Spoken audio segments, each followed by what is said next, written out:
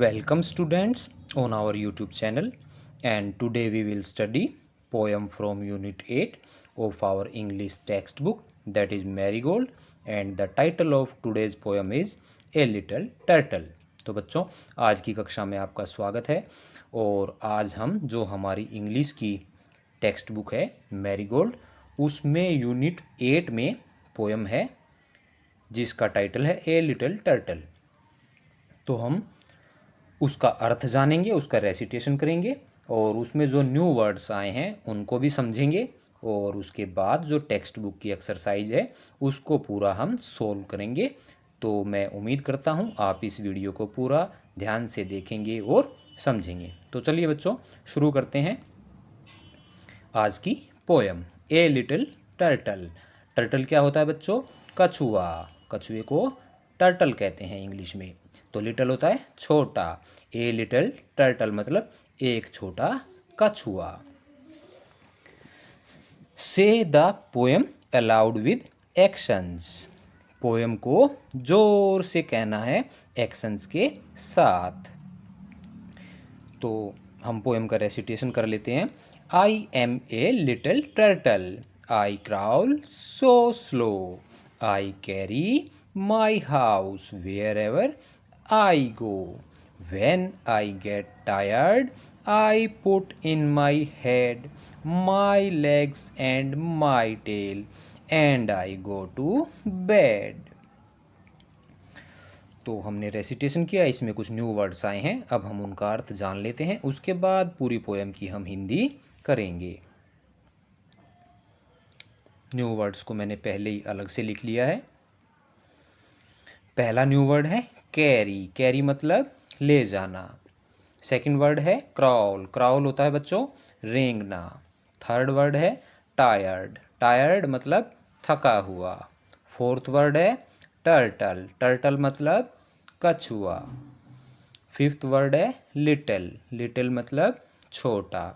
Sixth word है house. House मतलब घर। सेवन्थ वर्ड है टेल। टेल मतलब पूंछ। एट्थ वर्ड है गो। गो मतलब जाना। नाइन्थ वर्ड है वैन। वैन मतलब जब। और लास्ट 10th वर्ड है स्लो। स्लो मतलब धीरे या धीमा। धीमे से जो काम करते हैं उसको बोलते हैं स्लो। आगे चलते हैं, अब हम इस पोएम की हिंदी में अर्थ समझ लेते हैं।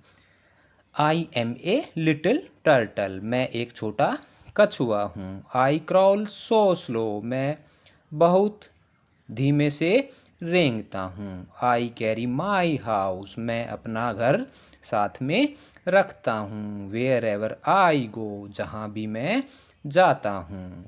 When I get tired, जब मैं थक जाता हूँ।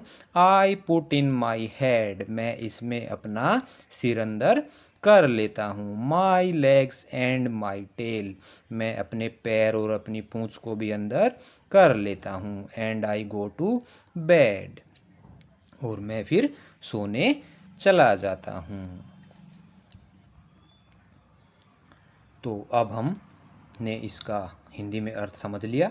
न्यू वर्ड्स पर हम चर्चा पहले ही कर चुके हैं। लेट्स रीड, चलिए पढ़ते हैं। ए बेबी क्रॉल्स, एक छोटा बच्चा रेंगता है।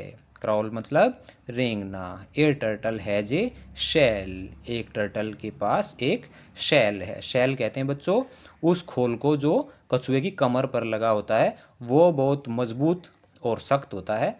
और जब कछुए को सोना होता है तो वो अपने मुंह को, अपने पैरों को और अपनी पूंछ को उसके अंदर कर लेता है। या फिर किसी चीज़ से जब उसको अपने आप को बचाना हो, अपनी रक्षा करनी हो, तब भी वो अपने अंगों को उसके अंदर कर लेता है, वो अंदर छिपा लेता है। अब हम नेक्स्ट पेज पे आ चुके हैं। रीडिंग इज़ फन, पढ़ना मज़ा है। इसमें कुछ क्वेश्चंस हैं, उनके आंसर अब हम समझेंगे। पहला क्वेश्चन है how does a turtle walk, एक टर्टल कैसे चलता है। आंसर है इसका the turtle walks very slowly, कछुआ बहुत धीमे धीमे चलता है। Question number 2, what does the turtle carry on its back, जो कछुआ है वो अपनी कमर पर क्या लेकर चलता है? इसका आंसर लिखेंगे बच्चों, the turtle carries its home on its back. तो टर्टल अपनी कमर पर अपना घर लेकर चलता है। Question number 3, where does the turtle go when it is tired? जब कछुआ थक जाता है तो वो कहाँ पर जाता है? तो इसका आंसर हो जाएगा बच्चों, when the turtle is tired, जब टर्टल थक जाता है, it goes to its sleeping place to sleep. तो जब ये अपने सोने की जगह पर सोने चला जाता है। अब हम आगे चलते हैं। अब हम आ चुके हैं लेट्स टॉक। इसमें भी 2 क्वेश्चंस हैं। What is the turtle's house called? जो टर्टल का जो घर है उसे क्या कहते हैं? हम इनके भी आंसर समझ लेते हैं। Question number first, what is the turtle's house called? Turtle का जो घर है उसे क्या पुकारते हैं, उसे क्या कहा जाता है? तो इसका आंसर समझेंगे बच्चों, the turtle's house is called a shell. Turtle के घर को शेल कहते हैं। Question number 2, what other reasons can you give for a turtle going into its house? जब कछुआ अपने घर चला जाता है तो उसके पीछे आप क्या कारण बता सकते हैं, या फिर किन कारणों से कछुआ अपने घर चला जाता है? हमें इस क्वेश्चन में ये बताना है। तो बच्चों इसका आंसर समझेंगे अब हम। The turtle would go into its house to eat food. वो अपने घर खाना खाने जाता है। And to hide from its enemies, और जो उसके दुश्मन हैं, जो उसके शत्रु हैं, उनसे अपने आप को बचाने के लिए वो घर चला जाता है। तो ये क्वेश्चंस आंसर्स हमने समझ लिए हैं। अब हम आगे चलते हैं। से अलाउड, यहाँ पे कुछ वर्ड दिए गए हैं, उनको हमें ज़ोर से बोलना है। पहला वर्ड है बच्चों सर्कल। सर्कल क्या होता है? गोला। उसके नीचे है पर्पल। पर्पल एक कलर का नाम है। पर्पल मतलब बैंगनी। उसके बाद है टर्टल। टर्टल कछुआ। फिर है फायर। फायर मतलब आग। फिर है लायर। लायर मतलब झूठ बोलने वाला। फिर है टायर्ड। टायर्ड मतलब थका हुआ। फिर है कैट। कैट मतलब बिल्ली।